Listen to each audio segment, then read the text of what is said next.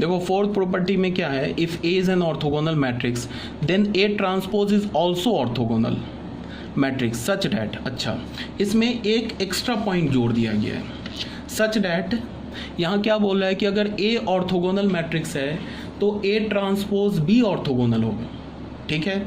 और क्या बोल रहा है, ए ट्रांसपोज किसके इक्वल होगा, ए इनवर्स के, and A transpose is equal to A inverse, and A inverse का transpose is equal to A. मतलब क्या है कि A transpose is equal to A inverse, और ये ट्रांसपोज और इनवर्स को हम आपस में क्या कर सकते हैं, चेंज कर सकते हैं। तो ए ट्रांसपोज का इनवर्स इज इक्वल टू ए, ठीक है। तो ये तो अभी मैंने बता दिया। अब उसके बाद क्या बोला जा रहा है, इसमें एक्स्ट्रा पॉइंट क्या है कि अगर हमारे पास ए एक ऑर्थोगोनल मैट्रिक्स है तो ए ट्रांसपोज भी ऑर्थोगोनल होगा, ए अगर ऑर्थोगोनल है तो। और फिर ये तो मैं कई बार 2-3 बार बोल चुका हूँ, फिर एक बार बोल रहा हूँ, ए ऑर्थोगोनल है तो ए ट्रांसपोज ऑर्थोगोनल होगा, यहाँ पे एक नया पॉइंट मिला। उसके बाद क्या होगा कि ए ऑर्थोगोनल है तो ए का जो ट्रांसपोज होगा वो ए इनवर्स के इक्वल होगा, और ए इनवर्स का जो ट्रांसपोज होगा वो ए के इक्वल होगा, ठीक है। तो इसको हम प्रूफ कर सकते हैं, बहुत सिंपल सा है। प्रूफ देख लो फोर्थ पॉइंट का, जो हमारा फोर्थ पॉइंट है ना, इसमें नया टॉप पॉइंट क्या है कि ए को हमने ऑर्थोगोनल बोल दिया। हमें क्या प्रूफ करना है कि ए जो ऑर्थोगोनल मैट्रिक्स हमने बोल दिया, तो हमें क्या प्रूफ करना है कि जो ए ट्रांसपोज होगा वो भी एक ऑर्थोगोनल मैट्रिक्स होगा, ठीक है। तो हमने क्या किया कि ए ट्रांसपोज को हमने बी लेट कर लिया, ए ट्रांसपोज को हमने क्या बोल दिया, बी। अब गिवन क्या है, ए तो ऑर्थोगोनल है तो ए इंटू ए ट्रांसपोज ये तो आई के इक्वल होगा। क्यों होगा, रीज़न क्या है, ए इज ऑर्थोगोनल, ये तो गिवन है, ए इज ऑर्थोगोनल मैट्रिक्स। समझ रहे हो ना बात को, ये वाला जो चीज़ है ये तो गिवन है ना हमारे पास, ए को ऑर्थोगोनल बोला। हमें क्या प्रूफ करना है कि A transpose is also orthogonal, तो हमने क्या कर लिया, ए ट्रांसपोज को बी बोल दिया।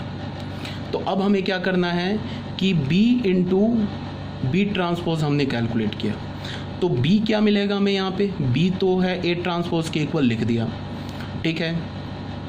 अब बी ए ट्रांसपोज के इक्वल हो गया तो बी ट्रांसपोज किसके इक्वल होगा, यहाँ से तुम दोनों साइड ट्रांसपोज ले लो, तो ये क्या हो जाएगा, ए ट्रांसपोज का transpose is equal to B transpose, तो डबल ट्रांसपोज तो ए हो जाएगा, तो बी ट्रांसपोज किसके इक्वल हो जाएगा, ए के, और ए ट्रांसपोज इंटू ए किसके इक्वल है, आई के। क्यों है, बिकॉज ए ऑर्थोगोनल है तो ए इंटू ए ट्रांसपोज भी आई होगा, और ए ट्रांसपोज इंटू ए भी आई ही होगा।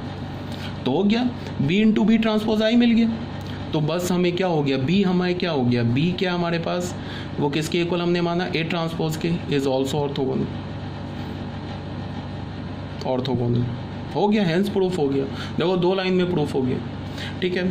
दूसरी बात क्या है कि मैंने अभी क्या बोला तुम्हें कि b इंटू बी ट्रांसपोज अगर i के इक्वल है तो यहाँ से एंड b का जो डिटर्मिनेंट होगा वो 0 के इक्वल नहीं होगा। मतलब क्या है कि जो b होगा वो हमारा एक नॉन सिंगुलर मैट्रिक्स होगा। क्यों होगा, बिकॉज a ऑर्थोगोनल है, a ऑर्थोगोनल है तो a क्या होगा, नॉन सिंगुलर मैट्रिक्स होगा।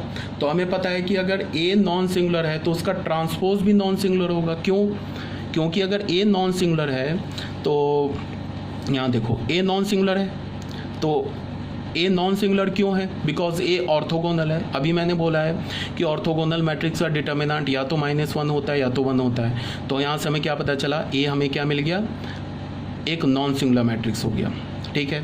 तो मैं बोल रहा हूँ कि जो b है वो भी नॉन सिंगुलर होगा। क्यों होगा, b मैट्रिक्स किसके इक्वल है, b मैट्रिक्स इक्वल है a ट्रांसपोज के, ठीक है। तो अगर मैं दोनों साइड डिटर्मिनेंट लेता हूँ तो ये क्या हो जाएगा, ए ट्रांसपोज का डिटर्मिनेंट ए के इक्वल होगा, और हमें पता है कि ये डिटर्मिनेंट ए 0 के इक्वल नहीं है।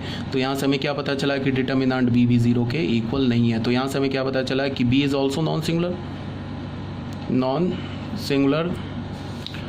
समझ रहे हो ना मेरी बात को, नॉन सिंगुलर मैट्रिक्स, ये भी बी क्या हो जाएगा, हमारा एक नॉन सिंगुलर मैट्रिक्स हो जाएगा।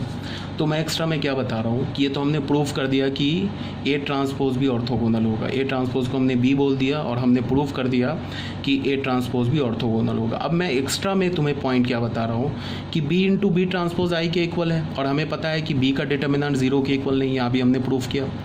तो यहाँ से हमें क्या पता चला कि बी ट्रांसपोज इंटू बी ये भी आई होगा, और बी का इनवर्स ये बी ट्रांसपोज होगा एंड बी ट्रांसपोज का इनवर्स किसके इक्वल होगा, बी के इक्वल होगा।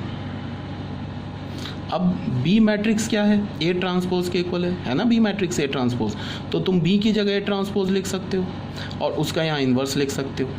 और बी ट्रांसपोज किसके इक्वल होगा, इसमें तुम डबल ट्रांसपोज ले लो, फिर से ट्रांसपोज ले लो तो ए के इक्वल होगा, ये फिर सेम रिजल्ट आ गया। एंड बी ट्रांसपोज किसके इक्वल होगा, यहाँ तुम फिर दोनों साइड ट्रांसपोज ले लो तो बी ट्रांसपोज ए के इक्वल होगा और यहाँ से क्या होगा, ये ए इन्वर्स हो जाएगा, बी किसके इक्वल है, ट्रांसपोज के। तो ये तो दोनों फिर वही सेम रिजल्ट आ गया।